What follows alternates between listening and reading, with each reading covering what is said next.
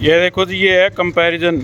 एक तो है 1978 मॉडल बुलेट जो B1 सीरीज़ थी, और उधर खड़ा है नया वाला क्लासिक BS6। तो इसका ना साउंड का कंपैरिजन दिखाते हैं आपको।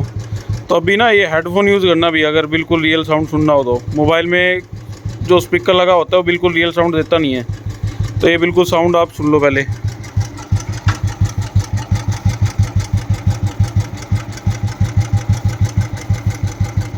इसका RPM भी लो है, क्योंकि इसका ना क्रैंकशाफ्ट का जो वेट है वो 10 किलो से ऊपर है, और जो नए वाले आए हैं BS6 उनमें आता है क्रैंकशाफ्ट का वेट कम।